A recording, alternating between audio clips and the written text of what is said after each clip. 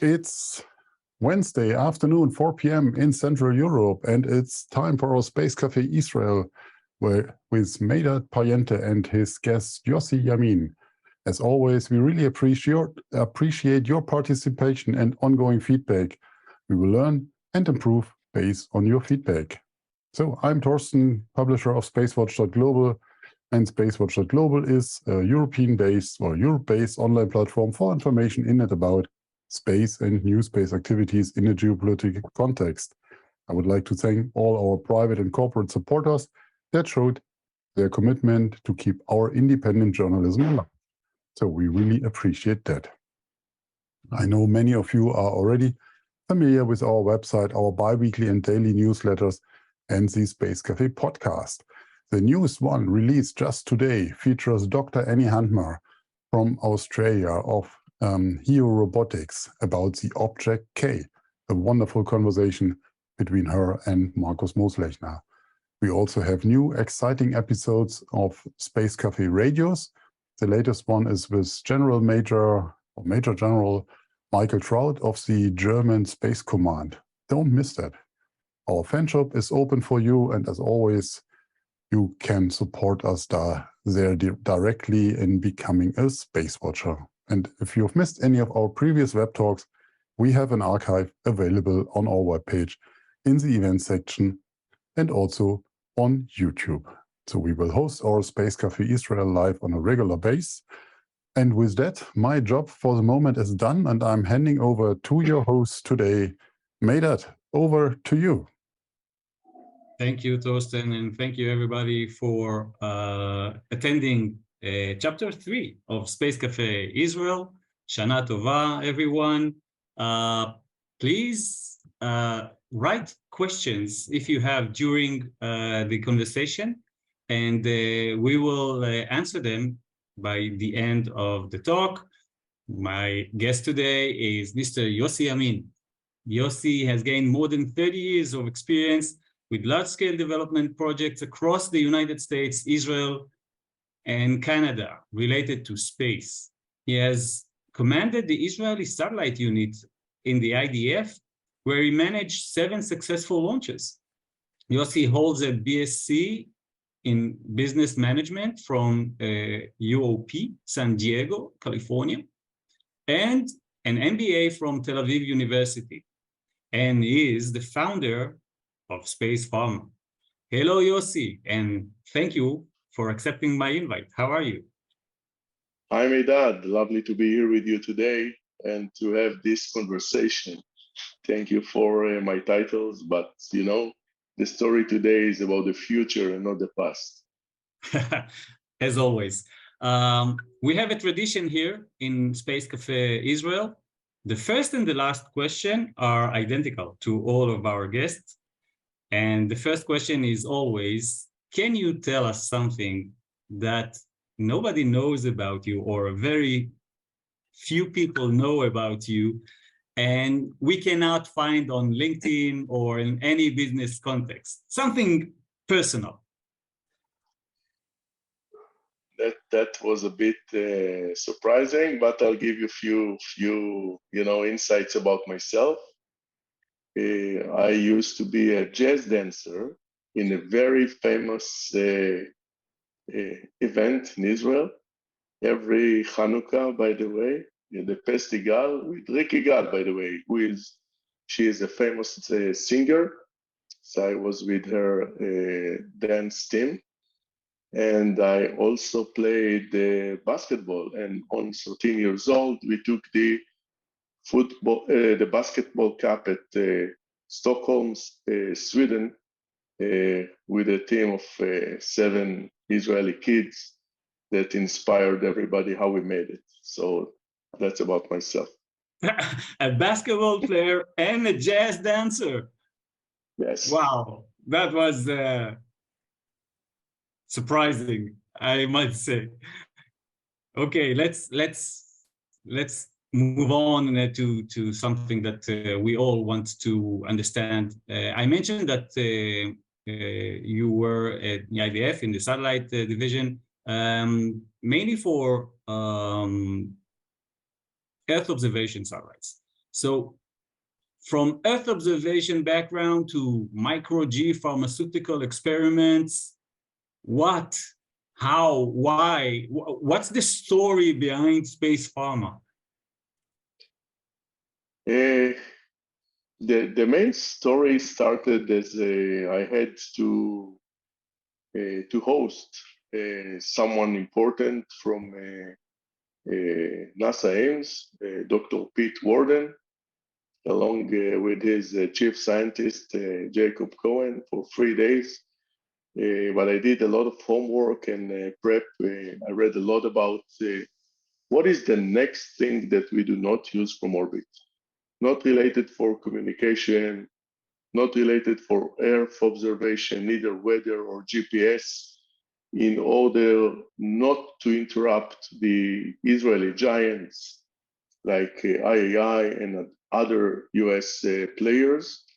And I found that there is something unique that we are always used at the other days, but we didn't pay attention to. That was the hydrogen, the liquid hydrogen. And the hydrogen used to maneuver the satellites or to fix the elevation.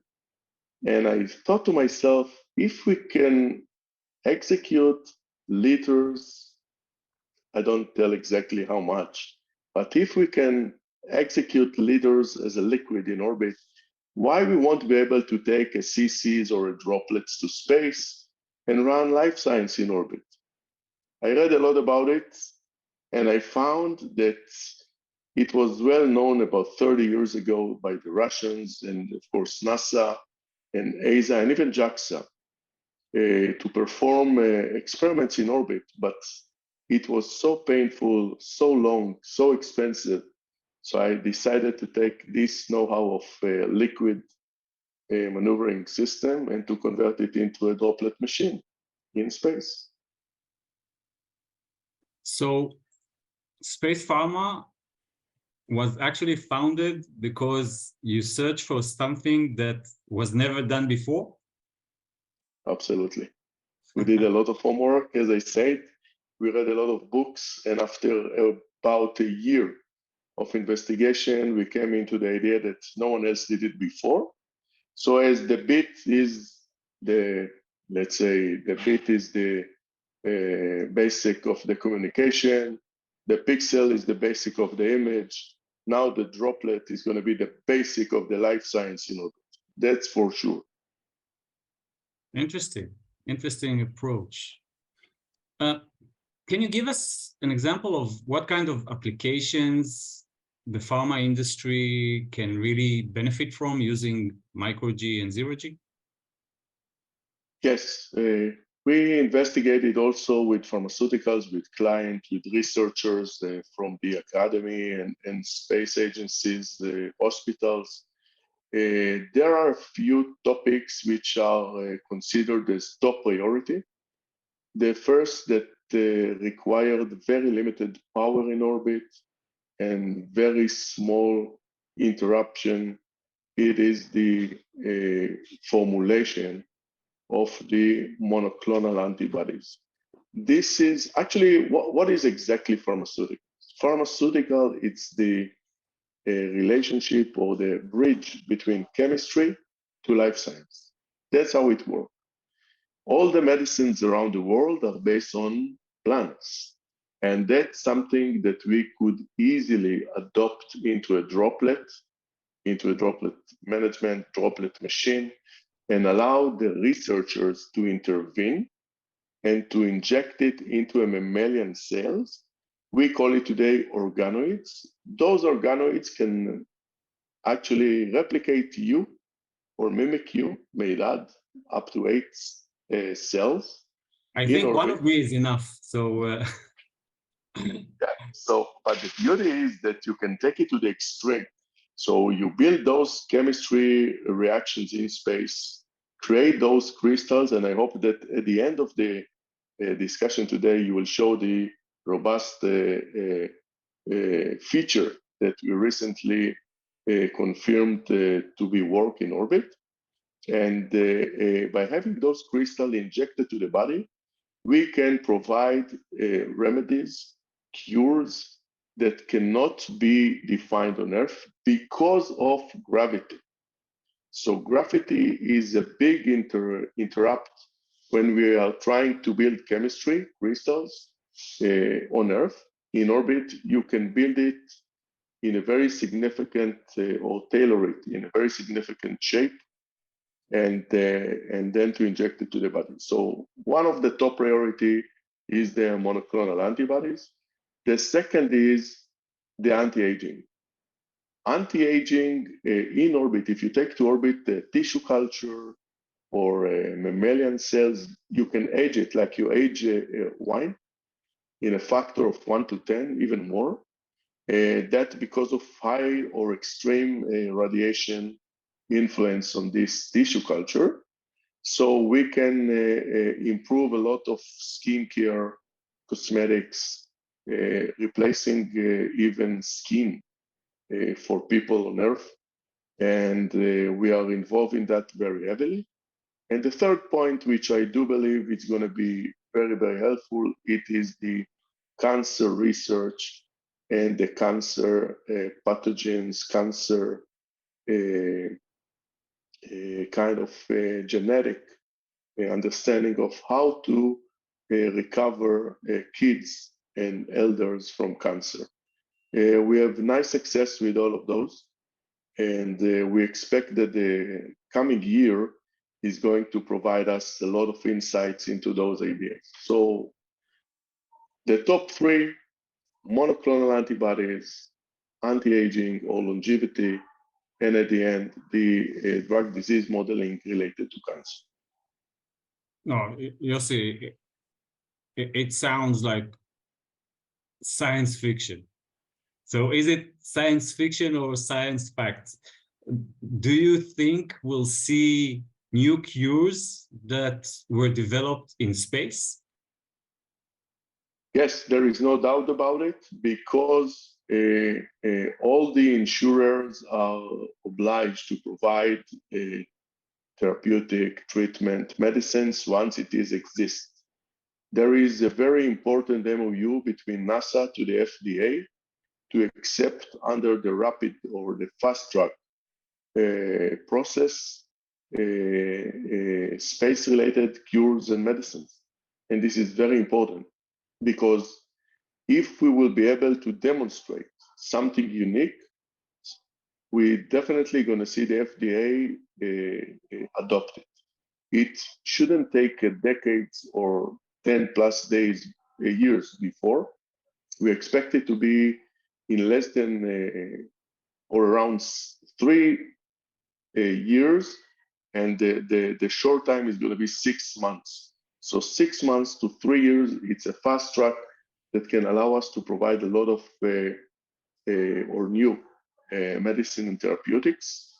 The FDA, as I said, and NASA has a written MOU, and all the other will jump on these agreements.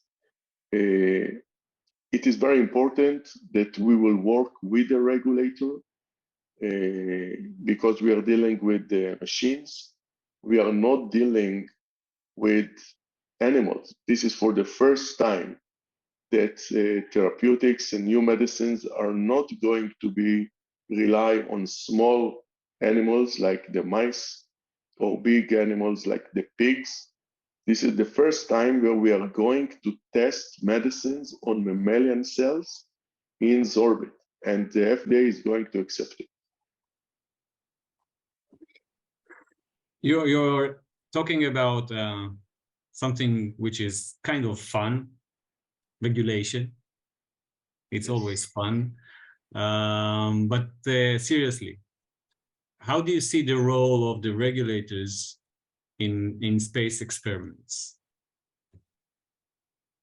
I think that of course, the regulation is very important, but must be improved or tailored itself or re-innovate itself. We see what happened to the world in the recent COVID-19. Today we are at the 2022nd. 3 years of suffering. People died. the health technologies demonstrate that we cannot rely only on the AI, and we need some different tools, instruments, environments to test new technologies on the mammalian and the human health. And that can be found easily in two new regions. One is the outer space. We are talking about LEO, of course, which is the closest space level. And the other area is the deep ocean. We are not focusing on deep ocean, although we got some requests to use the system under hypergravity. But the technology and the easy to access, the freedom to operate in space, that's what the regulator should allow us. I would say even another thing for the regulators. I'm not speaking now about the health regulator, means the FDA or the CE. I'm talking about highways. I would like to see the regulator considering, dramatically considering, launches should be equal highways. And the reason is very simple. If the car makers, the automobiles, had to pave the roads, they wouldn't sell a single car. Governments responsible to pave roads. Therefore, we need that into orbit. But the roads to orbit are the launches to orbit.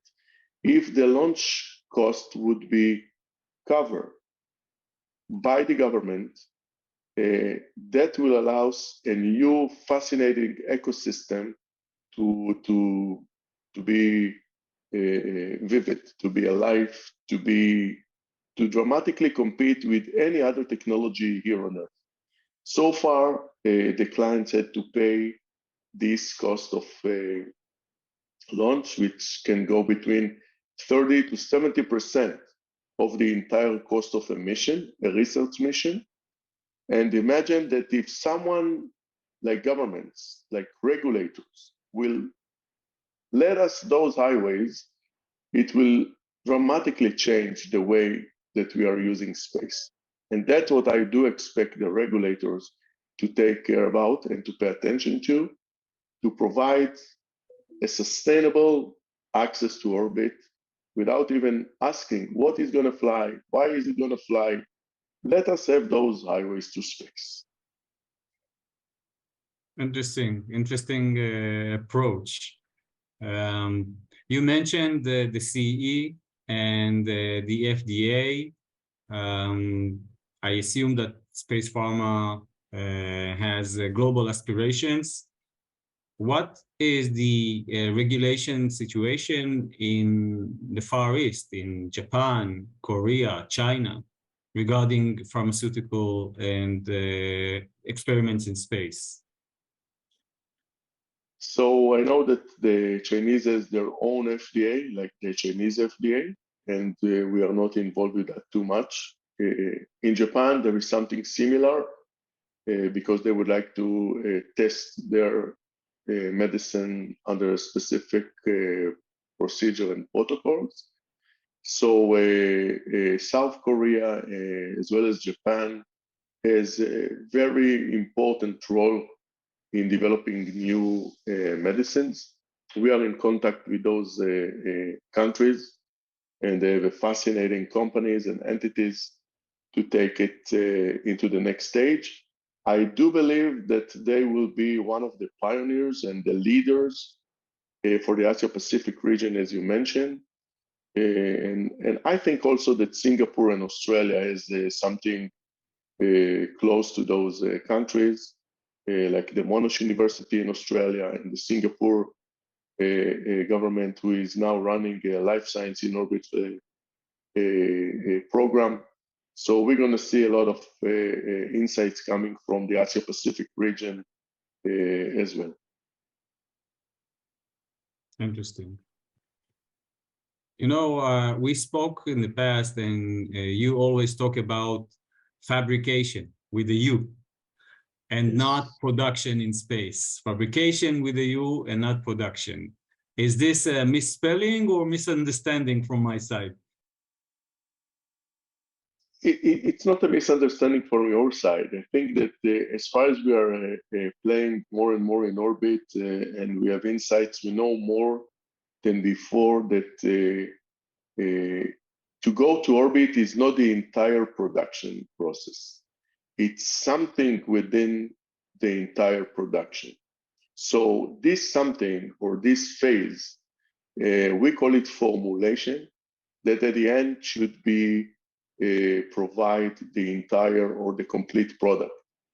We couldn't say, let's say a year ago, that we have more than a service, but now we can tell that we have even a product from orbit, but it is not the entire production process.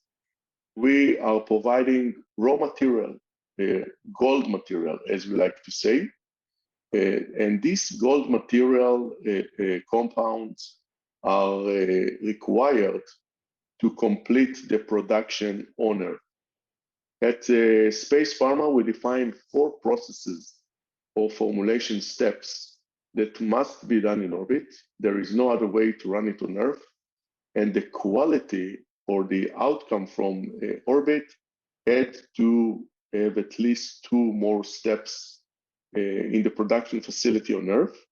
So we have 6 steps, 4 in orbit, 2 on Earth, and that will provide the entire production process. And that's the reason that we would like to consider Space Pharma as a global leader for formulation or reformulation of raw material, gold materials in space.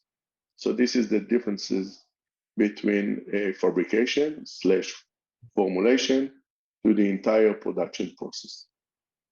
And are you speaking about biomaterials, or are you speaking in generals? Do you see your system as a system to produce crystals, for example? So crystals are more as small molecules, or we are focusing on small molecule, and we have the patent on that as well, to produce crystals in orbit. But there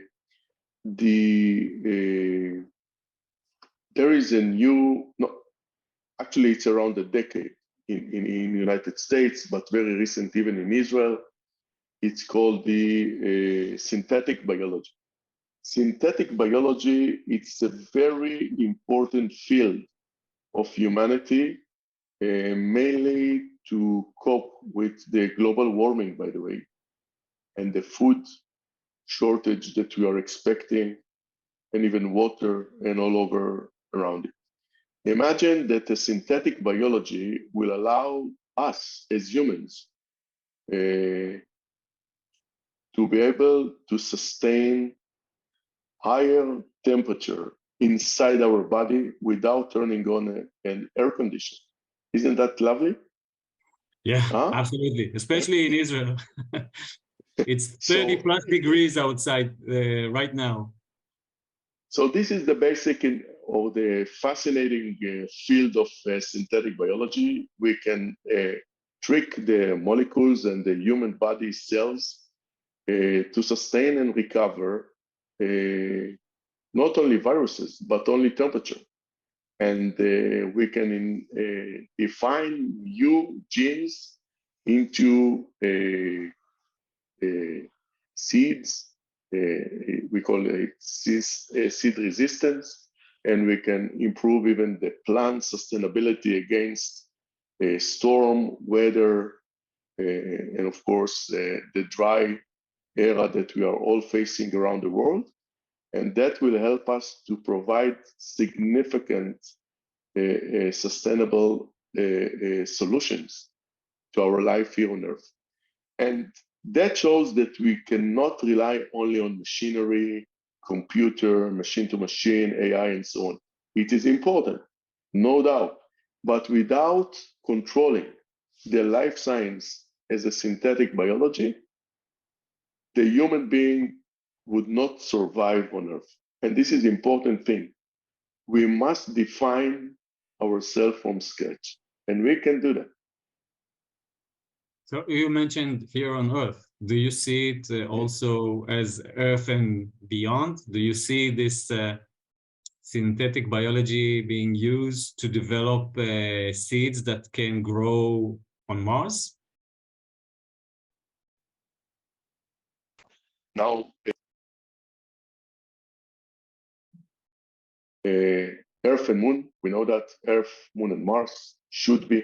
And the important is that the extreme radiation of orbit can allow us to define much more unique material, coding, combination of technologies, and space is going to play a much bigger role than before.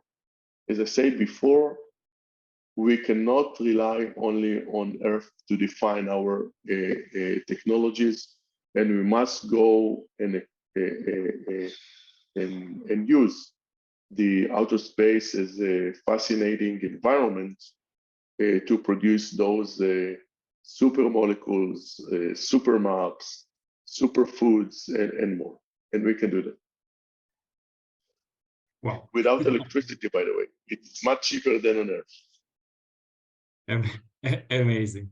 You know, if someone will stroll to your website, which is at .health, by the way, and kudos for moving Space Pharma to spacepharma.health, one can encounter terms like lab on a chip and organ on a chip. It sounds like you have Isaac Asimov on your board of directors. What can you tell us about this amazing concept? What is an organ on a chip? Yeah. You know, I searched the Google about Isaac Asimov a few minutes before this nice conversation. I never heard about him, but I found him as a brilliant mind that thought about what we exactly plan to do and we are doing right now. So the lab on a chip or the organ on a chip are a business card size of instrument that is our basic or the core technology of Space Pharma.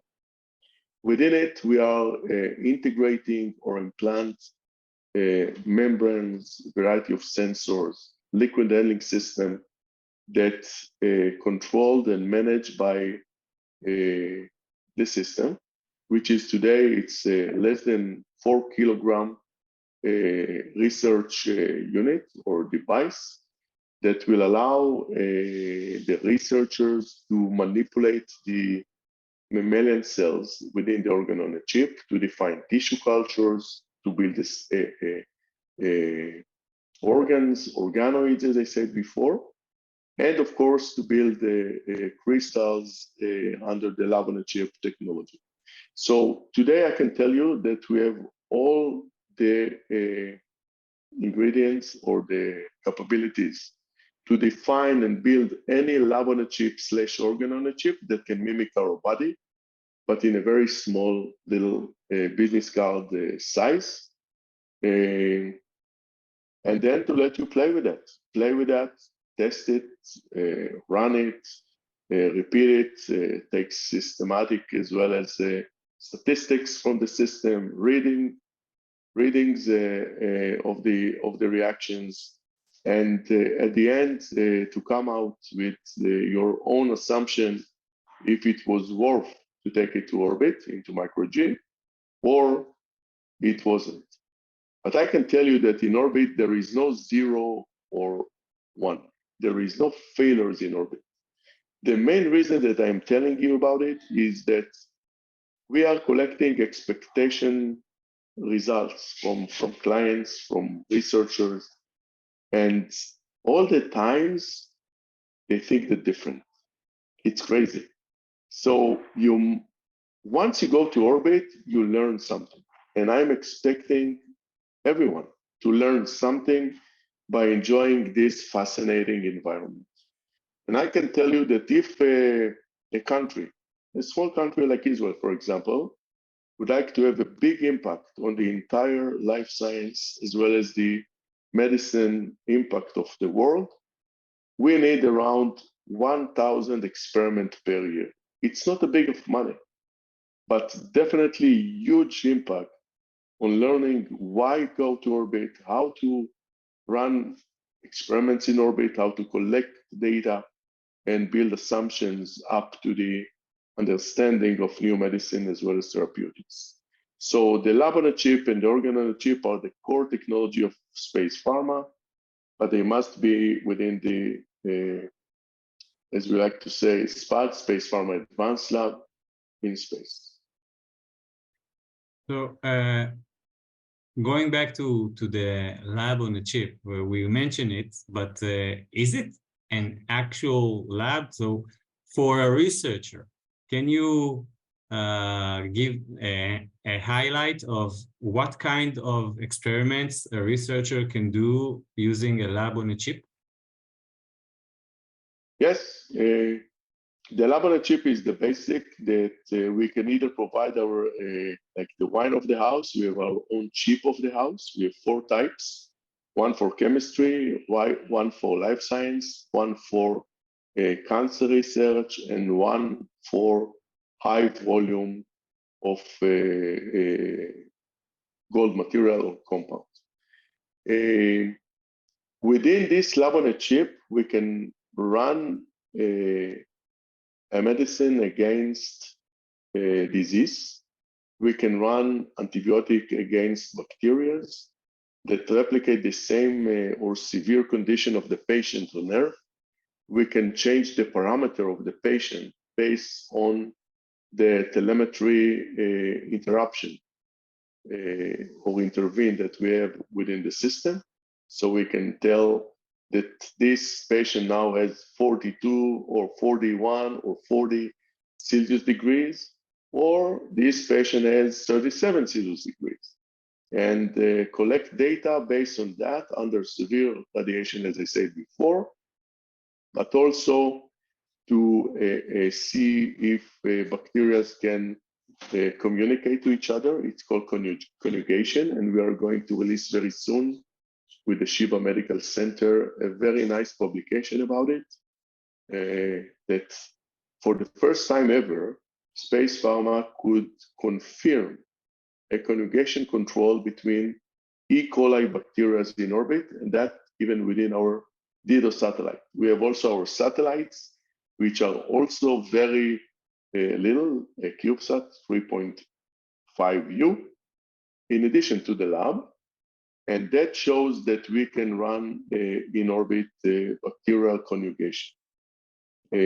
So we can run drug disease modeling. We can take amyloids from the brain of donors, run it under a process that can demonstrate a patient under Alzheimer or CJD, and at the end, let the scientists or the researchers. By the way, we can allow a group of researchers, let's say from Israel, from Tokyo, from London, and from New York, as well as from Rome, to explore something within this brain disease modeling, and to take their understanding, and then to see if we have a peer review or we have something significantly different between the groups. So it's very nice to see that on the same disease modeling, we can let many groups that are not connected to each other. That means that we have another tool of peer control all over the world.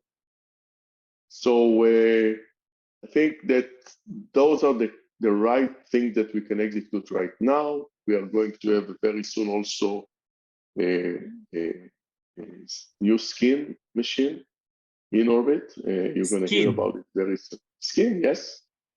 Because of the 3D, we need the 3D membranes of the skin, and the only place to do it without scaffolds and without pressure like centrifuge or other machines, it's in orbit.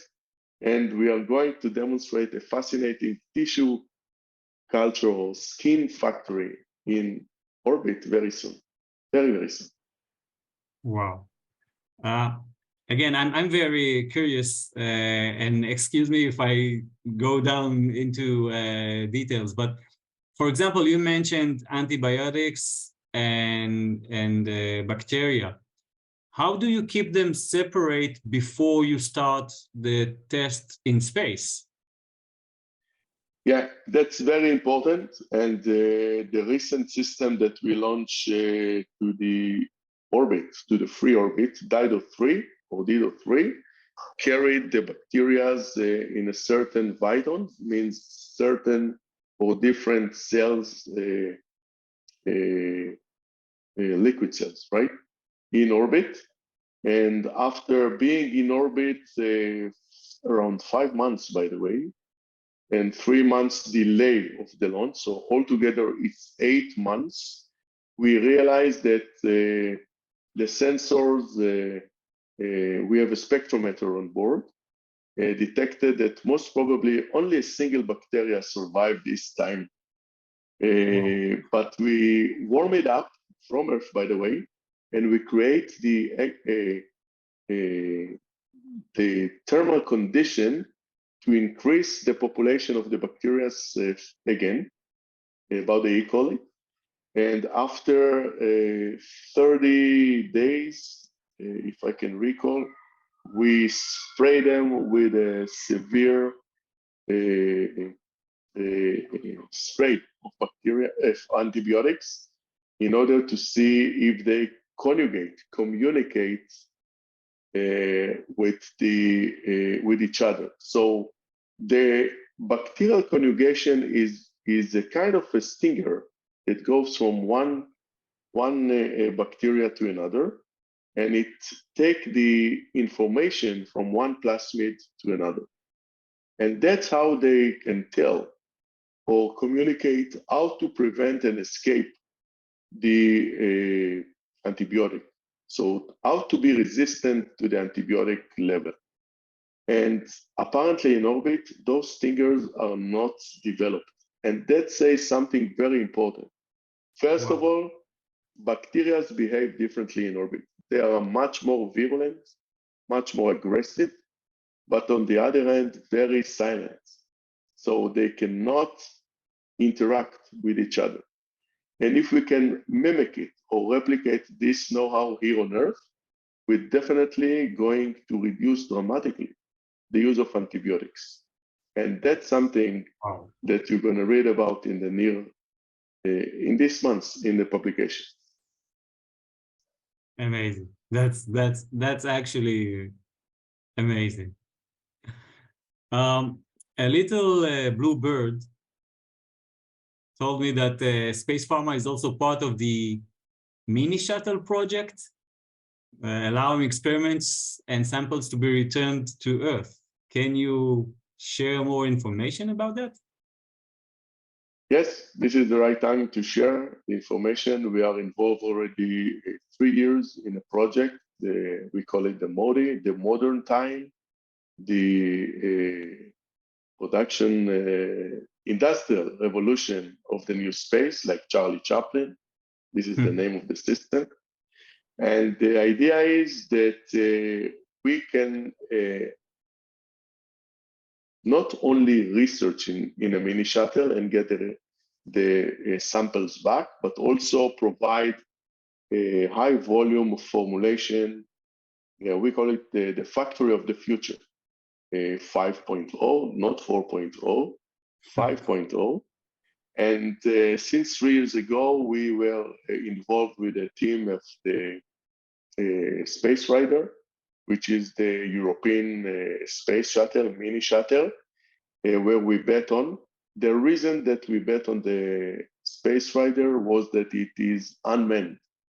It is unmanned, it is much cheaper than other, and it is a reusable system, exactly as we have our reusable MODIs, which is the factories of the future. And we recognized by ESA as the life science sub-aggregator for up to 100 kilogram reactions or formulation in orbit per flight.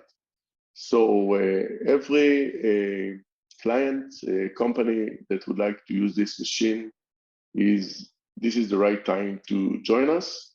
We have great interest coming from big pharma for the first time. And that shows that something is really touching them. Until now, we had only research or small dosage, micro dosage of production in orbit. But now we can tell that high volume, big volumes are achievable. We're expecting after the Space Rider to have more US shuttles as well. Those are unmanned, pressurized, and unpressurized, like the, if you know the Dream Chaser, this is manned, of course. Everyone is aware about the Dragon, and but Dragon missions are very short, no more than 4 days or plus minus 1 day. I'm not talking about the ISS, as you can hear. And then we're gonna see the vehicles of Cohen and Blue Origin as well. So we're gonna see a lot of systems. We have also Nanoracks or Voyager and Starlab as well, Starline. All those are going to join the Space Rider that right now expected to fly at early 2024, which is around the corner at the time frame of the space industry. And I'm very happy to say that this is a fascinating system. I call it a mini shuttle for our audience. Can you scale it for us? How small is it compared to the original shuttle? Yeah, I think that the entire length, including the engine, it's around 8 to 11 meters at the end. But the mini shuttle, it's a SUV size. It's going to land on the runway, which is fascinating. Actually, we asked to have wheels to this system before it wasn't. The Space Rider has already a single flight orbiting Earth around 2016, which is a bit before 6 years. And now we have the Space Rider version 2, which is going to fly on top of the Vega C from French Guiana. And as a SUV, I think it's 2.3 ton altogether, but our system is 100 kilo, and the entire cargo bay, it is 700 kilo. So 1/7 of the mission is going to be dedicated for life science and chemistry production. Amazing. I thought that the sounds from the seagulls behind you were just in time.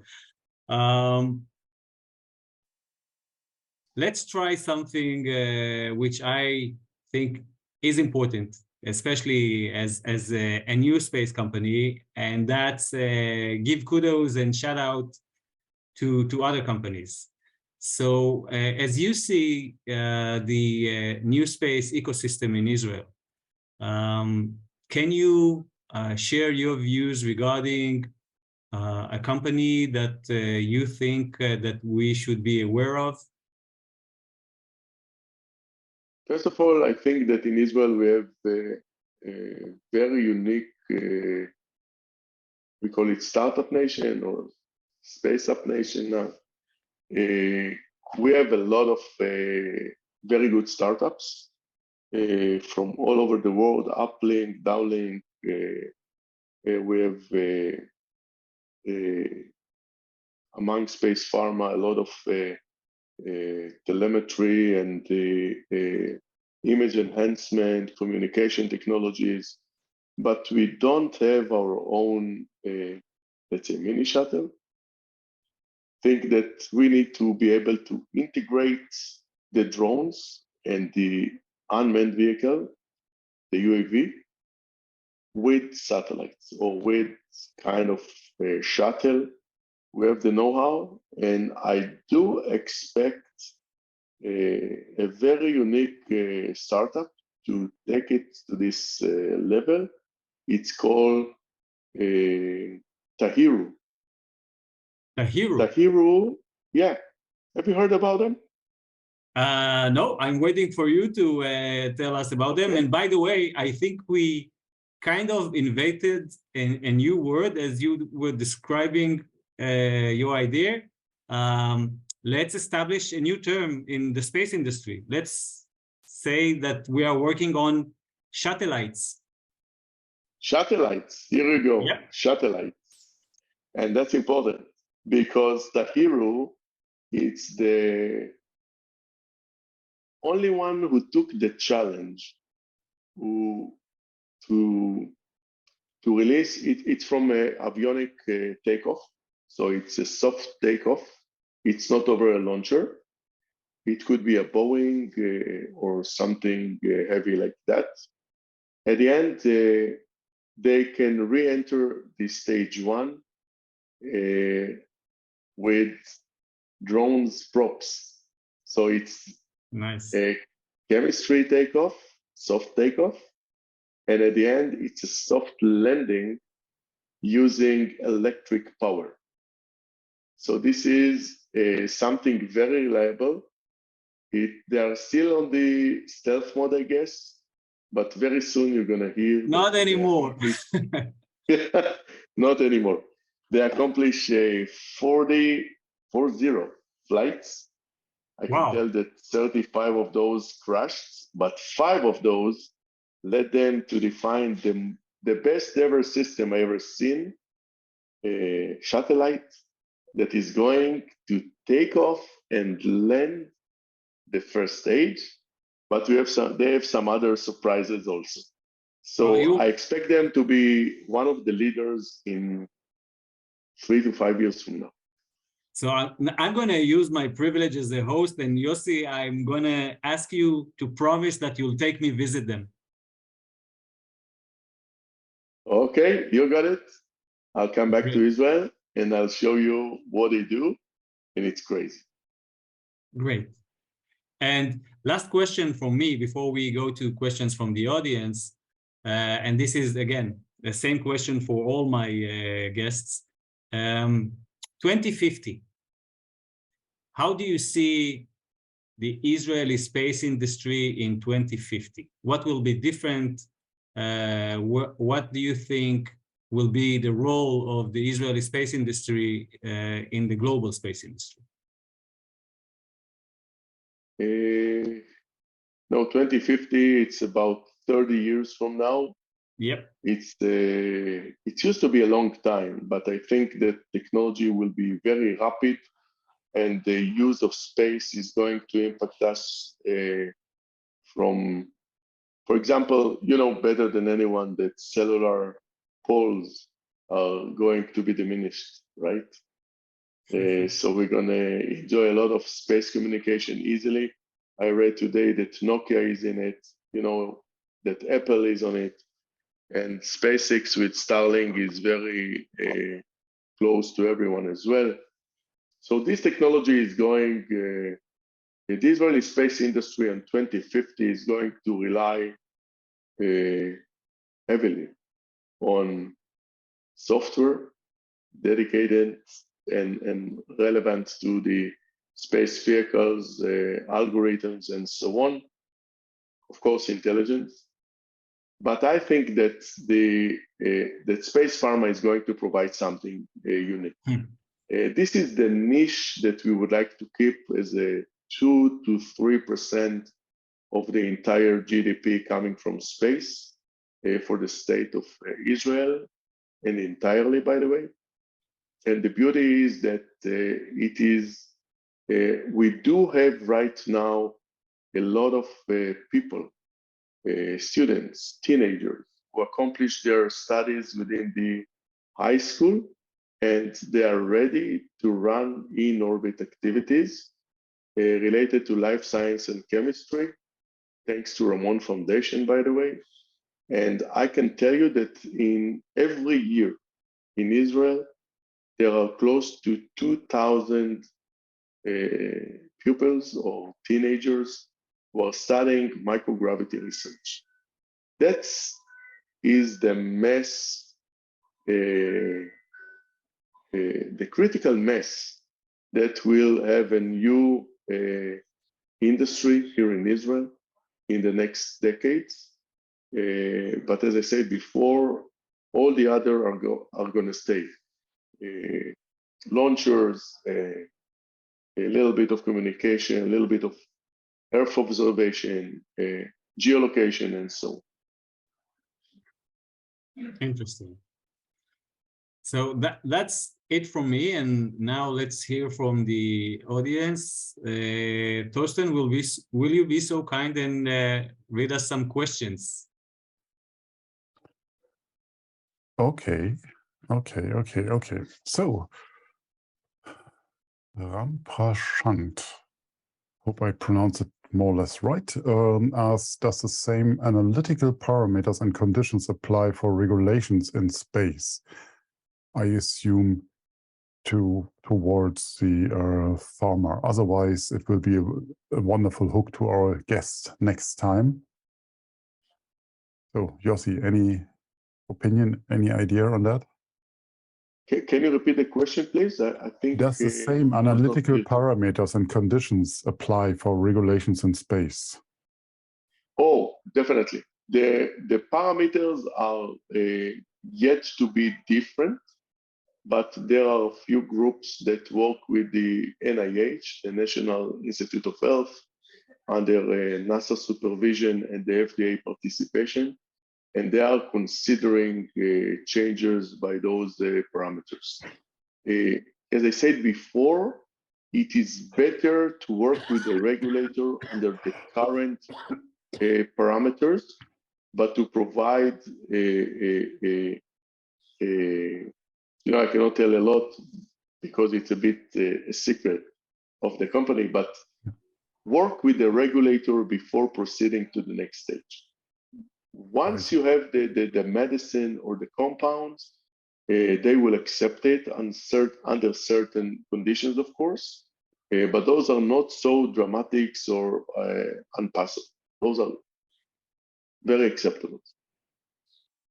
Wise words. Thank you very much.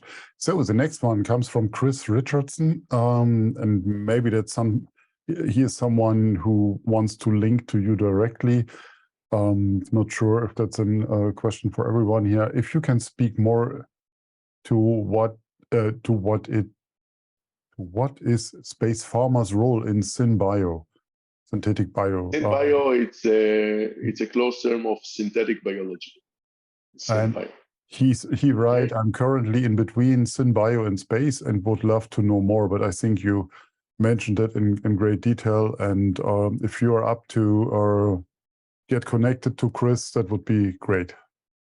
Yeah, he is welcome to approach me through LinkedIn, and we have a nice group now that taking care about this in bio in orbit in space. Great, thank you. Then Sebastian Klaus asks, hello Yossi, I'm leading a new space startup in Germany. You said before that you see the future of space biomedicine in small autonomous return vehicles like space drones. So my question is, what do these drones absolutely need to provide for you? What is what is just nice to have, such like cost, pressure, temperature, G-load, power, and so on? Okay, this is a good question. I think I know Sebastian, and hi again. We all know him. I would like to leave the cost outside, because for premier products, there is always a buy. And this is something that we need to remember. I'm not expecting the new space to be the cheapest. I'm expecting to be the best and premium. And for that, I would highly recommend to have very much thermal control systems. It is very important. Second is the pressure. And the third is the capability to measure and to take signals in a very precise units. This is the basics. Then we will pay for that. But if we cannot convince the client about the sensing capabilities, the temperature, the pressurized conditions, and so on, you stop there. You cannot convince the regulator that you did everything appropriately, and you have a GLP, GMP production process, and at the end, it's a game. And we don't want to play a game, and we don't want to make it cheap. We want to be the best, the premium product, and at the end, someone will pay for that. No doubt. Great. The last question comes from, and I saved the best to the last. So from Chris. Chris asks, thank you for the concrete target of 1,000 experiments per year. How does it translate in launch cadence, basic cost, and timeline? Can it be done by 2030 and so on? Okay, so hi Chris for that. The cadence you know our audience is listening what you are saying, so yeah. So I would say that the cadence it's a bit behind. We need the cadence to be much more aggressive and much more reliable, and without too much regulation. Mm-hmm. You mentioned 2030. I would say 2025. It's a very realistic timeline, mainly as we are expecting a lot of mini shuttles and space vehicles to be ready to be launched.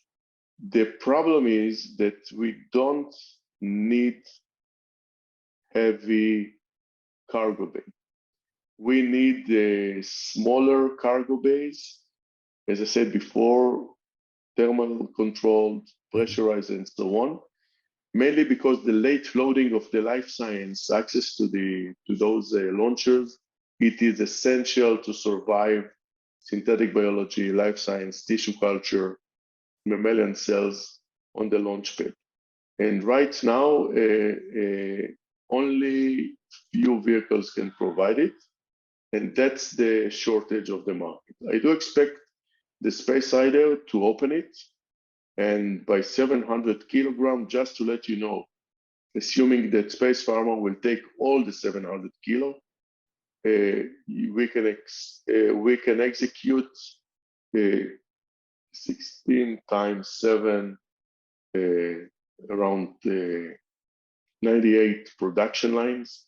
And if I'll convert it to research, it's more than 10,000 research reactions in orbit in a single flight, by the way. So this is crazy. But in order to meet this single launch, you must work a lot, like 6 months in advance and then 6 months post-flight to generate the information and the samples and so on. So 2025, it's much more realistic time. Great. And as you mentioned, Space Rider, we have the Ministerial Council at ESA ahead of us here in November, so we pray for that. Yeah, the ministerial meeting is just around. Great. Meidad, that's from my end. I'm handing over to you for the last famous words before I'm then doing the closeouts. Yossi, thank you very much. It was a pleasure, and we've learned so much. That was an amazing talk. Remember, everybody, that in a few days, we'll have the video online with a short summary and the highlights from this talk.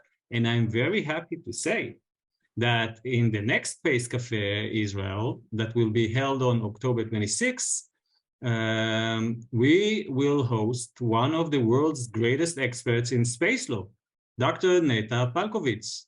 And our talk will be entitled Space Lawyers at Work, Putting International Space Law into a Commercial Context. Thank you for attending this Space Café. If you have questions or if you want to add anything, just ping me or Torsten or even Yossi. And back to you, Torsten. Yeah, thank you, Meidad. And I had the pleasure to meet Neta in IEC, and she's really great. I'm really looking forward. A lot of energy and all my guests are great. Absolutely, absolutely. But I mean, she has the energy. Yes, absolutely. Great. So our next Space Cafes that we prepared for you, beside obviously the one with Neta, is next week. No, tomorrow. No, tomorrow is it 29th? Yeah, tomorrow we have our next Space Cafe Italy by the wonderful Dr. Emma Gatti. That will be in Italian language. And her guest will be Simonetta Chielli from ESA Earth Observation, the director from ESRIN. A day later, on Friday this week, we have the next Space Cafe Canada by Dr. Jessica West. And she will talk with Ramja Koo and David, the name I'm trying very hard to pronounce. I will train that myself. But on the Milamos manual, that's very important as well, I think. Then on October 4th, next week, I will do my next Space Cafe, the 33 minutes with Dennis Stone. Dennis Stone, the president of the World Space Week Association, on the occurrence of the World Space Week next week. So, and then on the 7th of October, we have our next Space Cafe Brazil in Portuguese language by Ian Grossner. And for the 11th, I'm planning to have my next 32 minutes with Dr. Christina Giannopapa from USPA. So all these events are going to be online on Eventbrite very soon. As always, we would like to hear your feedback, so please check in with us on Twitter, on Facebook, or LinkedIn. Don't forget to sign up to our daily or bi-weekly newsletters, and if you like to treat yourself with something special, become a Space Watcher today, the real one, or help us in the supporter program. So, toda rabba, Meidad and Yossi, for the inspiring talk and being our guests, and thanks again to his entire team for doing that possible week by week, day by day again. Hope you all will stay safe, stay healthy. Thanks for joining us. Hope to see you tomorrow or next week. In the meantime, visit our website and follow us on social media. And don't forget, become a Space Watcher. Thank you very much. Bye.